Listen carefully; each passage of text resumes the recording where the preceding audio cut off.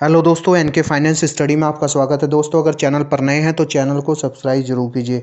दोस्तों, बात कर लेते हैं ओन पैसिव की कुछ ऐसी अपडेट के बारे में जिसमें बताया गया है कि अगर ये चीज़ें सक्सेसफुली कंप्लीट हो जाती हैं तो ओन पैसिव एक अच्छा रिजल्ट हमें दे सकता है।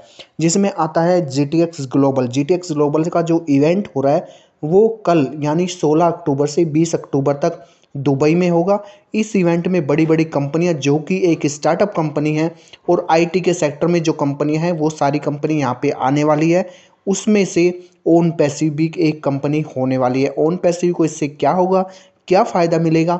ओन पैसिव को यहाँ पे ज़्यादा से ज़्यादा कस्टमर मिल सकते हैं, ज़्यादा से ज़्यादा लोग यहाँ पे विजिट करेंगे तो ओन पैसिव को वहाँ पे एक नई पहचान मिलेगी। ओन पैसिव को लोग जानेंगे कि ओन पैसिव क्या चीज़ है। ओन पैसिव अपनी टेक्नोलॉजी को रिप्रेजेंट वहाँ पे करने वाला है कि क्या टेक्नोलॉजी ओन पैसिव लेके आ रहा है। वो तो सारी टेक्नोलॉजी के बारे में बताया जाएगा वहाँ पे।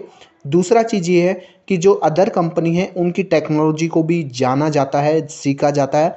तो अगर कोई अच्छी टेक्नोलॉजी मिलती है तो उस कंपनी अडॉप्ट करती है, सीखती है, उस बारे में जानकारी लेती है। तो मतलब एक तरह से टेक्नोलॉजी का आदान प्रदान एक कंपनी दूसरी कंपनी के साथ करती है।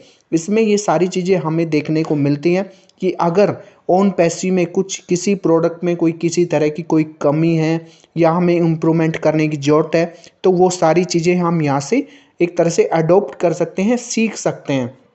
दूसरा, ओन पैसिव को वहाँ पे ज़्यादा से ज़्यादा जैसे दुनिया भर से कस्टमर वहाँ पे आते हैं, दुनिया भर से लोग वहाँ पे एक तरह से देखते हैं कि कौन सा प्रोडक्ट कैसा है, सब प्रोडक्ट के बारे में जानकारी लेते हैं। एक तरह से आप कह सकते हैं जैसे कि एक ट्रेड फेयर लगता है, उस तरह से वहाँ पे हर कंपनी की अपनी अपनी स्टॉल होती हैं, हर कंपनी अपने आप को रिप्रेजेंट करती है। तो ओन पैसिव भी वहाँ पे अपने आप को रिप्रेजेंट करेगा। ये एक बड़ा इवेंट, ग्लोबल इवेंट एक तरह से आप कह सकते हैं कि दुबई में होने वाला है, जहाँ पे एक अच्छा रिजल्ट ओन पैसिव को मिलने वाला है। और जहाँ पे अच्छा रिजल्ट ओन पैसिव को मिलेगा तो हम फाउंडर्स को भी वहाँ से एक उम्मीद जगती है कि 16 तारीख से और 20 तारीख तक जो भी वहाँ पे होगा शायद फाउंडर्स के फेवर में होगा और फाउंडर्स को उसका एक अच्छा रिजल्ट वहाँ से मिलेगा।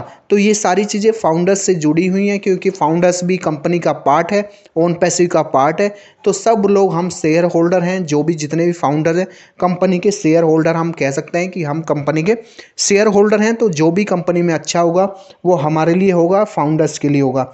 दूसरा ये चीज़ें हैं कि देखिए, एक ओ वेरीफाई जब तक नहीं आता, ओ वेरीफाई यहाँ पे जितना जल्दी आ जाएगा, ओ वेरीफाई आने के बाद चीज़ों में बहुत ज़्यादा बदलाव हो जाएगा।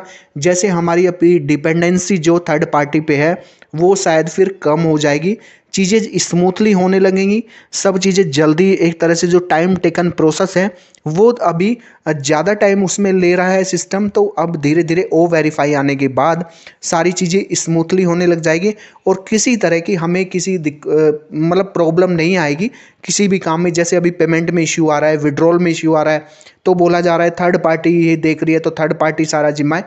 तो एक दूसरे पे कह सकते हैं किसी पे हम फिर ब्लेम नहीं कर सकते।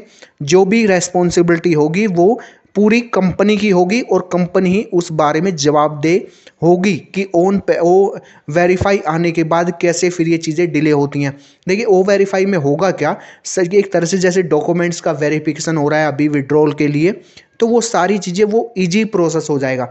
जो ये टाइम टेकन प्रोसेस है उस प्रोसेस को इजी करने के लिए ओ वेरीफाई काम करेगा। ओ वेरीफाई चीज़ों को स्मूथ करेगा। ओ वेरीफाई से चीज़ें मतलब जल्दी होंगी, उसमें इतना टाइम नहीं लगेगा उन चीज़ों में। तो ये धीरे धीरे एक तरह से सिस्टम स्मूथ हो जाएगा। तो ओ वेरीफाई आने के बाद हमें सारी चीज़ें देखने को मिलेगी। ओ वेरीफाई लगभग 2 वीक में शायद हमें ओ वेरीफाई मिल सकता है और उसके बाद मतलब स्टेप बाय स्टेप सारे प्रोडक्ट हमें यहाँ से अवेलेबल होने वाले हैं। देखिए, अभी ओन पैसिव के पास ओ वेरीफाई ऐसा टूल है जो कि इसमें एक टर्न अराउंड कर सकता है, मतलब चीज़ों को बदल सकता है। बहुत अच्छे से चीज़ें बदलाव हो सकती हैं। जो चीज़ें अभी के टाइम पे ऐसा लग रहा है कि कहीं ना कहीं टेक्निकली फॉल्ट हैं, चीज़ें कहीं ना कहीं सिस्टम में फॉल्ट है या लूप होल है, तो वो सारी चीज़ें ओ वेरीफाई जब आएगा तो वो सारी चीज़ें यहाँ पे हमें चेंज होती हुई दिख सकती हैं। तो एक उम्मीद हम ओ वेरीफाई से कर सकते हैं कि ओ वेरीफाई आने के बाद चीज़ें बहुत ज़्यादा यहाँ पे बदल जाएंगी, स्मूथ हो जाएंगी। दूसरा ये है जो 16 से 20 अक्टूबर तक का जो इवेंट चल रहा है दुबई में होगा GTX ग्लोबल का, उसके बाद हमें शायद यहाँ पे कुछ ट्रैफिक की सूचना मिल सकती है। ट्रैफिक हमें यहाँ अवेलेबल हो सकता है, कुछ एक गुड न्यूज़ हमें यहाँ पे मिल सकती है, क्योंकि उसके बाद ही यहाँ पे हमें कॉरपोरेट वेबिनार देखने को मिलेगा और कॉरपोरेट वेबिनार के थ्रू हमें कुछ यहाँ पे अच्छे सिग्नल मिल सकते हैं। देखिए दोस्तों, अब हम यहाँ पे एंटर तो कर सकते हैं, लेकिन एंटर कर भी चुके हैं, लेकिन अभी क्या है, सभी के मन में कुछ ना कुछ डाउट है।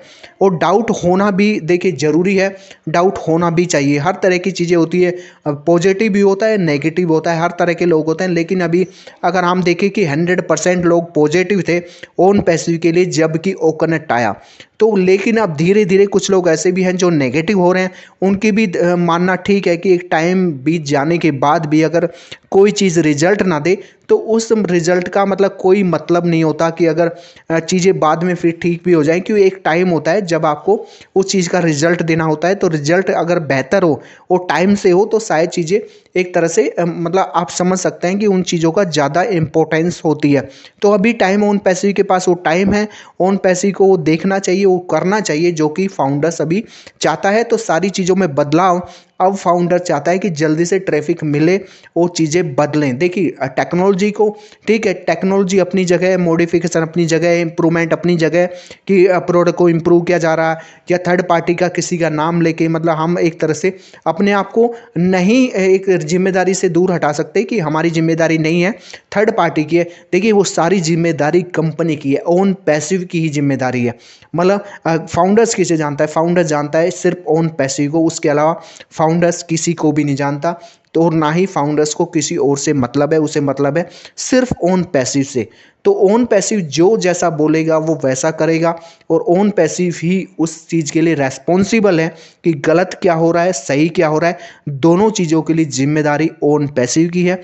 तो हम उम्मीद करते हैं इस इवेंट के बाद जो कि GTX ग्लोबल के नाम से होने वाला है, उसके बाद शायद हमें यहाँ से कुछ अच्छी जानकारी मिलेगी, एक गुड न्यूज़ हमें शायद सुनने को मिल सकती है, हमें नई जानकारी मिल सकती है, हमें मतलब अर्निंग का चांस मिल सकता है, कमीशन मिल सकता है।